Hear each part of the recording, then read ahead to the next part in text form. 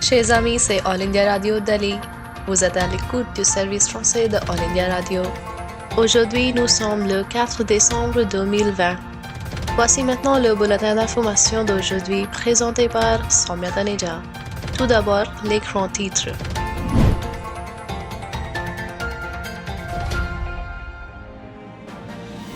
Le Premier ministre Narendra Modi prononcera un discours liminaire lors du sommet mondial IIT 2020.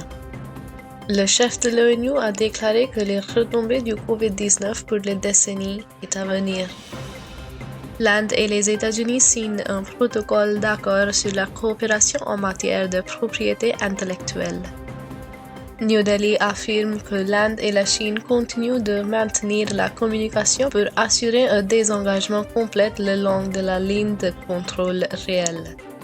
Le ministre des Affaires extérieures, le Dr S. Jaishankar, tient une conversation virtuelle avec le ministre des Affaires étrangères de la République dominicaine. L'Inde affirme que le Pakistan n'a pas répondu sur les questions fondamentales dans l'affaire Kulbhushan Jadhav. La Chine tente de minimiser son plan de construction de grands barrages près du LAC dans le cours inférieur du fleuve Brahmaputra au Tibet. Le Bangladesh commence le déménagement des Rohingyas vers les installations nouvellement développées de l'île de Bhasan Char. La première ministre Sheikh Hasina a dit que le Bangladesh ne peut oublier les atrocités commises par le Pakistan en 1971.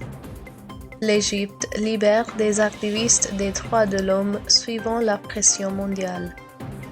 Biden nomme DS le principal conseiller économique pour lutter contre le changement climatique et la crise de l'emploi. La France lance des contrôles sur des dizaines de mosquées. Le Premier ministre Narendra Modi prononcera un discours liminaire lors du sommet mondial IIT 2020 organisé par Pan IIT USA aujourd'hui. Le thème du sommet de cette année est « L'avenir est maintenant ». Le sommet se concentrera sur des questions telles que l'économie mondiale, la technologie, l'innovation, la santé, la conservation de l'habitat et l'éducation universelle. Pan IIT USA est une organisation qui a plus de 20 ans. Depuis 2003, Pan IIT USA a organisé cette conférence et invité des conférenciers de différents secteurs, notamment l'industrie, le monde universitaire et le gouvernement. L'organisation Pan IIT USA est gérée par une équipe entièrement bénévole d'anciens élèves de IIT. Le secrétaire général des Nations Unies, Antonio Guterres, a averti que le monde pourrait lutter contre les répliques de la pandémie de Covid-19 pendant des décennies, même si les vaccins sont rapidement approuvés. Guterres, qui s'est exprimé hier lors de la toute première session de l'Assemblée générale des Nations Unies sur la pandémie de coronavirus, a salué les progrès scientifiques rapides, mais a averti que la vaccination n'était pas une panacée pour les maux qui affectent la planète. Il a déclaré qu'un vaccin ne peut pas réparer les dommages qui s'étaleront sur des années, voire des décennies à venir. L'extrême pauvreté augmente, la menace de famine se profile et le monde fait face à la plus grande récession mondiale depuis 8 décennies, a déclaré Guterres. Des dirigeants ou hauts fonctionnaires de plus de 100 pays prendront part au sommet des Nations Unies à travers de courts discours préenregistrés. Le département de la promotion de l'industrie et du commerce intérieur, le ministère du Commerce et de l'Industrie, ont signé hier le protocole d'accord avec l'Office américain des brevets et des marques et le département du commerce des États-Unis. Le protocole d'accord vise à accroître la coopération en matière de propriété intellectuelle entre les deux pays.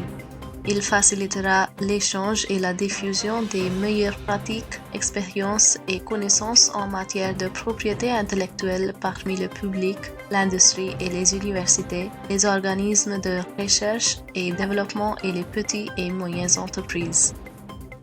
L'Inde et la Chine continuent de maintenir la communication par les voies diplomatiques et militaires.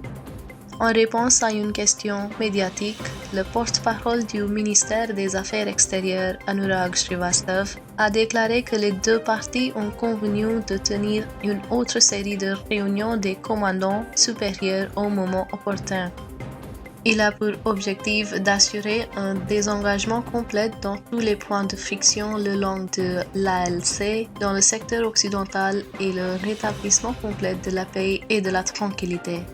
Concernant une autre question, M. Srivastava a déclaré que le problème central demeure que l'Inde et la Chine doivent suivre strictement les divers accords et protocoles bilatéraux dans leur intégralité, y compris l'accord de 1993 et 1996 sur le maintien de la paix et de la tranquillité le long de la région ALC dans les zones frontalières. Le ministre des Affaires extérieures, le Dr S. Jaishankar, a eu jeudi une conversation virtuelle avec Roberto Alvarez, ministre des Affaires étrangères de la République dominicaine. Ils ont discuté de l'expansion des entreprises, de l'augmentation du renforcement des capacités et de la formation et du travail sur la santé et la coopération numérique. L'Inde a déclaré que le Pakistan n'a pas répondu sur les questions fondamentales concernant l'affaire Kulbhushan Jadhav, qui formerait la base d'un examen et d'un réexamen efficace ordonné par la Cour internationale de justice. En réponse à la question des médias hier soir, le porte-parole du ministère des Affaires extérieures, Anurag Srivastava, a déclaré que le Pakistan tente de relier le cas de Kulbhushan Jadhav à celui d'un autre prisonnier. Il a déclaré que dans une pratique consulaire de routine, Shahnawaz Noon a été sélectionné par le Haut-Commissariat indien pour comparaître dans l'affaire de libération et de repatriement d'un prisonnier indien, Mohammed Ismail, qui a purgé sa peine mais qui est toujours en prison au Pakistan. Le porte-parole a déclaré que M. Noon aurait fait ces déclarations qui ne sont pas vraies et vont à l'encontre de la position de l'Inde dans cette affaire. Il a dit que M. Noon semble avoir agi sous la pression de l'établissement pakistanais pour faire de telles déclarations pour lesquelles il n'a aucune autorisation. Il a ajouté qu'au cours de la procédure relative à l'affaire Ismail, le procureur général du Pakistan a soulevé la question relative à Jadhav, bien que les deux affaires ne soient en aucun cas liées. La Chine a tenté hier de minimiser son plan de construction de grands barrages près de la ligne de contrôle réel dans le cours inférieur du fleuve Brahmaputra au Tibet. Le ministère chinois des Affaires étrangères a déclaré qu'il n'y avait pas lieu de s'inquiéter du projet. Il a déclaré que Pékin continuerait d'avoir une bonne communication avec les États riverains inférieurs, l'Inde et le Bangladesh, sur le partage des informations hydrologiques, la prévention des inondations, la réduction des catastrophes et la gestion des urgences. Cependant, il a évité de dire quoi que ce soit sur le moment où la Chine discutera de la question de la construction du barrage proposé près de la ligne de contrôle réel au Tibet avec les pays riverains inférieurs. Les experts estiment qu'il s'agit d'un développement important du point de vue de l'Inde car le barrage serait construit près de la ligne de contrôle réel autour d'un soi-disant grand virage où le Brahmaputra se courbe vers le sud avant d'entrer en Inde et où le fleuve gagne un volume d'eau substantiel. Poursuivant son projet de déplacer les Rohingyas du camp de réfugiés de Cox's Bazar, le gouvernement bangladais a entamé hier le processus de réinstallation dans les installations nouvellement développées de l'île de Bhasan Char. Des centaines de Rohingyas ont été transportés dans des bus du campus du Ukea Degree College à Cox's Bazar au port de Chattogram pour être emmenés sur l'île de Bhasan Char, rapporte l'agence Reuters. Il a cité des représentants du gouvernement disant que le processus était volontaire. Ils ont déclaré à Reuters que les réfugiés se rendaient à Bhasan Char avec bonheur. Il a déclaré que le gouvernement avait pris toutes les mesures pour faire face aux catastrophes, y compris leur vie confortable et leurs moyens de subsistance. Les groupes internationaux de défense des droits humains s'opposent à la réinstallation des Rohingyas sur l'île de Bhasan Char. La première ministre Sheikh Hasina a déclaré que le Bangladesh ne pouvait oublier les atrocités commises par le Pakistan en 1971 et que la douleur restera à jamais. Elle a fait ses commentaires lors de sa rencontre avec le haut-commissaire du Pakistan, Imran Ahmed Siddiqui, lorsqu'il l'a rencontré à sa résidence officielle à Dhaka hier. Faisant référence aux incidents survenus entre 1948 et 1971, la première ministre Hasina a déclaré que les volumes du livre « Documents secrets du service du renseignement sur le père de la nation Bangabandhu, Sheikh Mujibur Rahman » contiennent de nombreux faits historiques sur cette période. L'Égypte a libéré 3 membres du personnel d'une importante organisation de défense des droits de l'homme à la suite d'une pression mondiale avec une campagne internationale concertée pour les libérer, y compris l'inquiétude exprimée par l'équipe du président élu américain Joe Biden. La police les a arrêtés pour avoir rejoint un groupe terroriste et propagé de fausses nouvelles après une réunion publique avec des ambassadeurs étrangers le 3 novembre pour discuter des droits humains dans le pays. Le gouvernement d'El-Sisi, un allié des États-Unis ayant des liens économiques profonds avec les pays européens, a mené au fil des ans la forte répression de la dissidence en Égypte, visant non seulement les opposants politiques islamistes, mais aussi les militants pro-démocratie, les journalistes et les critiques en ligne. Le président élu des États-Unis, Joe Biden, a nommé Brian Dees son principal conseiller économique. Dees avait aidé le président Barack Obama à renflouer l'industrie automobile et à négocier l'accord de Paris sur le climat. Dees, 42 ans, serait la plus jeune personne à diriger le Conseil économique national. Sa nomination signale l'intention de Biden de placer le changement climatique au cœur de ses plans de relance de l'économie américaine à la suite de la pandémie de COVID-19 face aux défis posés par la crise de l'emploi. Les autorités françaises ont lancé des inspections de dizaines de mosquées et de salles de prière soupçonnées de liens avec l'extrémisme islamiste. Le ministre de l'Intérieur, Gérald Darmanin, a annoncé cette action affirmant que certains d'entre elles pourraient être fermées si elles encouragent le séparatisme. Cela survient une semaine avant le dévoilement d'une nouvelle loi pour lutter contre un tel extrémisme. Dans une note au chef de la sécurité régionale, ont rapporté les médias français, M. Darmanin a déclaré qu'il y aurait des contrôles et des surveillances spéciaux pour 76 mosquées et salles de prière, dont 16 en région parisienne. Chers amis, vous venez d'écouter le bulletin d'information d'aujourd'hui. C'est All India Radio Delhi. Restez à notre écoute.